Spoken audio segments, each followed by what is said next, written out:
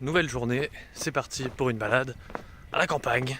Vu que je suis dans une ferme coopérative, je dois aussi mettre la main à la pâte, ramasser des feuilles et les laver pour le repas du soir. Mais avant ça, pour le déjeuner, j'ai fait mon premier restaurant de sushi sur rail. Vous savez, il y en a même en France, où t'as les plats qui arrivent. Oh Et oui, c'est toujours une attraction. ouais. Sauf qu'en France, je crois, ça défile en permanence et tu prends ce que tu veux, alors que là, tu dois vraiment commander à l'avance et ils te livrent. Et ensuite, ils comptent le nombre d'assiettes que t'as.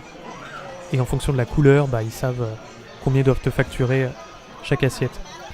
Et oui, c'est plus juste les sushis qui tournent en permanence, parce qu'il y a eu des TikTok où des gens prenaient les sushis, les léchaient et ensuite les remettaient sur le rail. Et ça a été un scandale sanitaire au Japon. Regardez au loin, on voit une statue.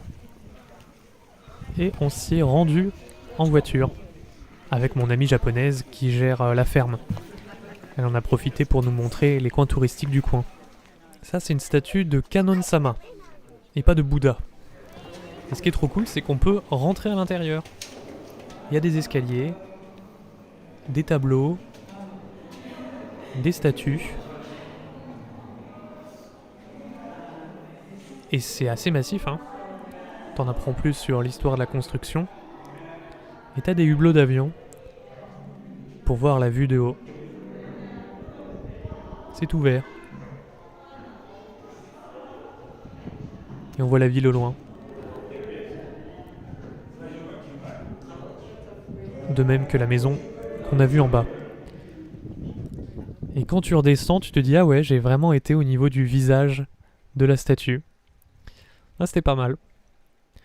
Et ce que j'ai trouvé marrant là-bas, c'est qu'il y a un côté religieux, spirituel, mais tu trouves quand même des gachas pour choper des figurines bouddhistes.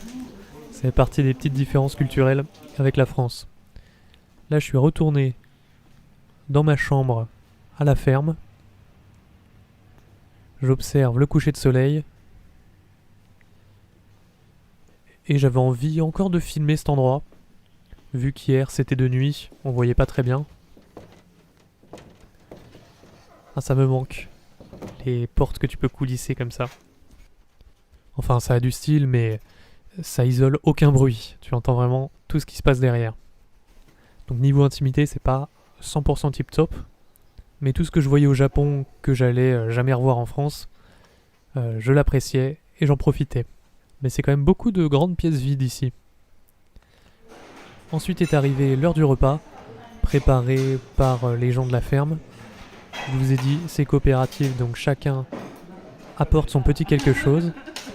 Et moi, ce que j'ai apporté, c'est un concert de guitare. Bon, il n'y a que les vieux qui sont venus. On dirait que je suis à l'EHPAD.